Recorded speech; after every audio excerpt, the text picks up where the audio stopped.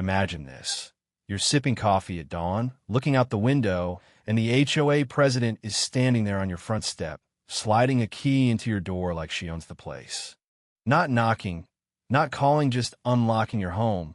Come as you please. Yeah, that actually happened. And trust me, if you've ever thought your neighborhood drama was wild, buckle up, because this story goes from absurd to criminal real quick. So there I am, staring in shock, heart pounding, because my wife is somewhere inside, and this woman Kelly, our self-appointed neighborhood overlord, just walks right in. She's been making everyone miserable for months, but this is a whole new level. Before I can even move, my wife Tracy appears in the hallway, clutching her camera and a legal pad, and suddenly Kelly freezes like she's seen a ghost. Tracy's presence is something else, calm, focused, unafraid. Honestly, I didn't know she had that in her. Let me back up a sec. 6 months earlier, Tracy and I thought we'd found the dream home: cute houses, green lawns, neighbors who smiled and waved. But we moved in right next door to Kelly, the kind of HOA president who thinks a little power makes her royalty. At first, she was all sunshine and fresh-baked cookies, handing over a 3-inch binder of HOA rules, everything from mailbox height to the color of your mulch. We laughed about it. I mean, how bad could it be? Turns out, real bad. 3 days in, we get a violation for our mailbox being 2 inches too tall. I'm a city safety inspector, so sure, details matter, but come on, nobody busts out the tape measure at midnight. I fix it anyway. Then it's the trash can, then a spot of paint, then the car parked at a slightly wrong angle. Every week, a new violation. I chalked it up to Kelly being obsessive, but I had no clue what was really coming. Back to that morning. Kelly's trying key after key from a ring that looks like it came from a janitor's closet, muttering about emergency protocols and access checks. That's when it hits Mesh not just doing this to us. She has keys for half the houses on our street. My stomach drops. I tell Tracy to call the cops, but she just starts taking notes, fast and neat, documenting every move Kelly makes. My wife's a paralegal, usually buried in contracts. Not confrontation, but right then she looks like a trial lawyer building a case. Finally, I step outside, make my presence known. "Excuse me, Kelly, what exactly are you doing?" I say, loud enough for the neighbors to hear. She barely blinks. "Emergency interior inspection," she says, waving a clipboard like it's a badge. "I need to verify compliance." She's got forms, photos, paint samples, measurements like we're running a hospital, not a home. "Kelly, you're not coming inside," I tell her. "You don't have a right." She insists she does, but Tracy's ready, pulling out her phone and hitting record. "State law says you need documented emergency authority for private entry." "Show me your paperwork," she says. Kelly stammers, then pivots, slapping a violation notice on our porch as she leaves, giving us 48 hours to comply or else. That night, we change the locks. At 11 p.m., there's scratching at the door. Not a raccoon, not a neighbor Kelly again, this time with lockpicks. Tracy's calm as ever. "Call 911 and record everything." I'm the one shaking, but Tracy's building a paper trail. By the time the cops arrive, Kelly's melted into the darkness like some HOA ninja. The next day, Kelly's back with a burly locksmith in tow, waving more fake paperwork. "Safety compliance," she says, trying to get our locks swapped out. The locksmith shrugs, says she's paying. Tracy, barely raising her voice, tells him, "If you touch our locks, you're committing a crime." He packs up fast. Nobody wants to be on the wrong end of that look. Now, here comes the twist. The cop who responds, Officer Parker, knows Kelly. Knows her really well. Turns out, she's his wife. Talk about a conflict of interest. Parker admits Kelly's got a history of overzealous enforcement, and no, she doesn't have legal access. But Kelly, cornered, just smirks and promises formal procedures like she's still got an ace up her sleeve. Later that week, we spot Kelly in our backyard, this time with a stranger and a laser measuring tool, documenting everything. Tracy's already calling the cops, but she's also digging in her records on her laptop. She's found something: Kelly's background doesn't add up. No history, no job, no credit trail before 18 months ago.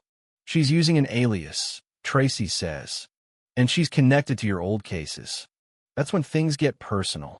A text comes in, "Your safety inspection ruined my family. Now, I'll ruin yours." I show it to Tracy, and she goes pale. Turns out, years back, I cited a contractor named Tommy Patterson Kelly's brother. He went to prison after my report uncovered a fraud ring. He died inside, and Kelly blames me for everything.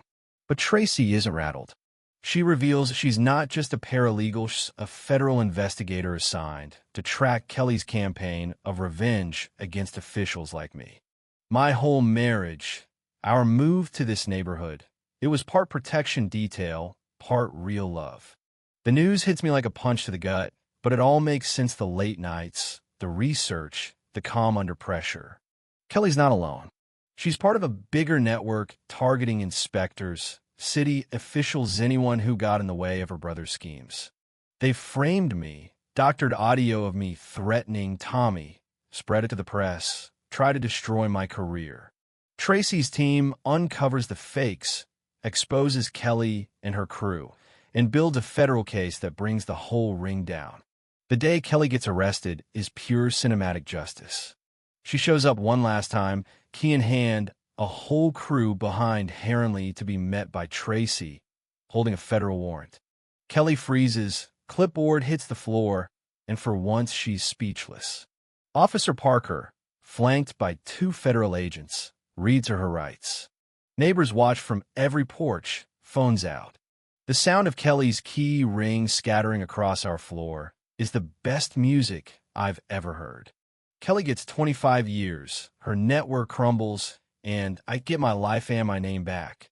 The news goes national. There's even a ceremony at the White House, with Tracy in her real badge, me in a suit, the president talking about integrity. Wild, right? My marriage survives barely after a lot of therapy, long talks, and the world's most awkward neighborhood barbecue. If you've ever tangled with an out-of-control HOA or been on the wrong end of neighborhood power trips, you know how these stories go. But sometimes justice wins out, and the villains end up as cautionary tales. So, tell me, how would you have done? Ever had a neighbor like Kelly? Drop your wildest HOA or revenge story in the comments. And hey, if you stuck around for the whole ride, hit like, share this saga, and don't forget to keep your doors locked just in case someone decides the rules don't apply to them. But here's the part nobody tells you about: the story doesn't end just because the sirens fade and the bad guy's in handcuffs. Not when your life's been cracked open on the evening news and the whole neighborhood has seen your dirty laundry in your front porch on TV.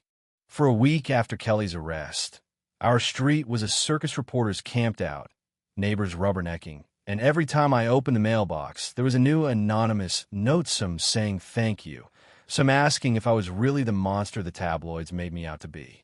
You know what I mean? The fallout is almost weirder than the fight itself. And for the first time, I started to wonder, what if it never really goes away? What if Kelly's not the only one out there who thinks I destroyed their world? Because the internet has a way of holding on to stories, twisting facts, turning every angry comment into gasoline for the next wildfire. One night, I couldn't sleep, so I scrolled through message boards, reading every conspiracy theory, every post blaming the inspector, the system, the snitch who ruined a hard-working family. It's a special kind of hell, watching strangers dissect your life like a murder mystery podcast. Meanwhile, Trisino, Agent Williams, I guess, was working around the clock. The more she dug, the bigger the mess got. Turns out, Kelly wasn't just leading some petty HOA drama. She was part of a network stretching across 3 states' contractors, fake inspectors, paper trails so tangled it took the feds months to untie. Tracy briefed me over cold coffee and too many sleepless nights, showing me files with names I half recognized, folks who'd shown up to our house as repairmen or surveyors. All of them connected, all of them quietly gathering dirt. And the next wave hit. Kelly's lawyers, slick, expensive, and mean as a snake, filed a lawsuit, civil and criminal. They accused me of malicious prosecution, defamation, wrongful death, you name it, it was in there. Suddenly, I wasn't just fighting for my job. I was fighting to keep my home, my savings, everything. Tracy tried to shield me from most of it, but every letter from a law firm felt like another punch to the gut. I started dreading the mail, can you believe that? The same mailbox that kicked off this whole mess now felt like a loaded gun. That's when the media turned. Stories started popping up everywhere: morning news, late-night talk shows, podcasts with dramatic music, and exclusive interviews from anyone who ever shook Kelly's hand. They played those deepfake audio clips on a loop, always alleged but never doubted. I lost count of the times my face showed up next to corrupt inspector and triggered tragedy. The city put me on leave-in paid pending investigation. I spent days holed up in our house, curtains drawn, wondering if the neighbors believed the stories. You ever felt your whole life wobble, like a floorboard about to give way? That's what it felt like when Tracy came to me one night, dead tired but steady, and said, "Justin, there's something you need to know. I wasn't just assigned to protect you, I was sent to find the source of these fabrications."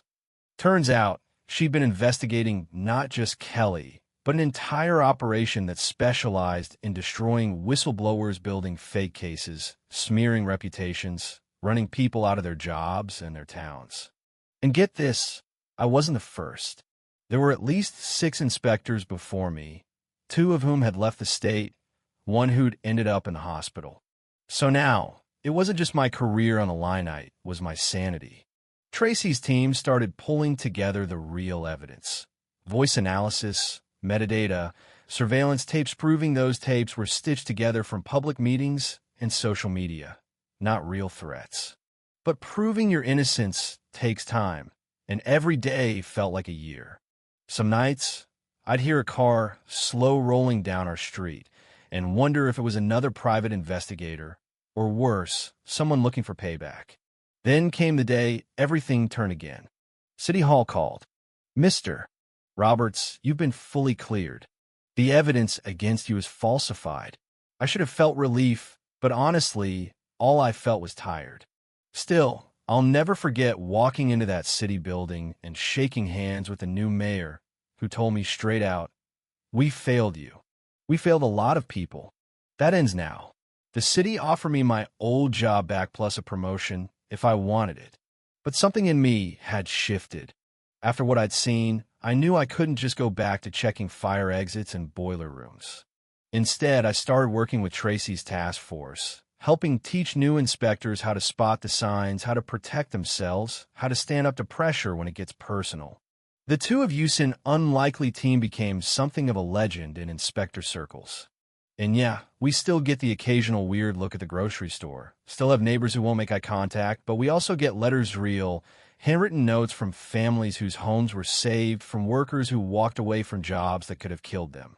That's the part nobody talks about: the aftermath, the healing, the way you have to build your life again from the ashes, knowing some people will always believe the worst, but most will come around when the truth finally comes out. Tracy and I, we took a long vacation, got off the grid, learned how to laugh again. We put up new cameras, new locks, and finally, after months, started inviting people over for barbecue without scanning the street for unmarked vans. But every so often, late at night, I'll sit on our porch, watch the streetlights flicker, and wonder how many other Kellys are still out there, quietly plotting, convinced they're the hero of their own story. You know, justice isn't always clean, and the scars don't always fade, but I'll tell you this standing your ground. Even when the world calls you the villain, that's the real test. So let me ask you, what would you have done? Would you have fought, even as everything crumbled, or would you have walked away and let the bullies win? Drop your thoughts in the comments. Do you think the system ever truly protects the little guy, or is it all just luck and stubbornness? And if you've got your own HOA horror story, don't hold back. I want to hear every twist. Because in the end, the only way we get better is by dragging the truth into the sunlight, one ugly, honest story at a time. Thanks for sticking around, for listening, for being part of something a little bigger than just another internet tale. Feel like if you made it this far, Share this with anyone who's ever been the underdog. And remember, sometimes the best revenge is simply surviving and telling your story louder than the people who try to bury it. Stay safe out there, and I'll catch you in the next chapter.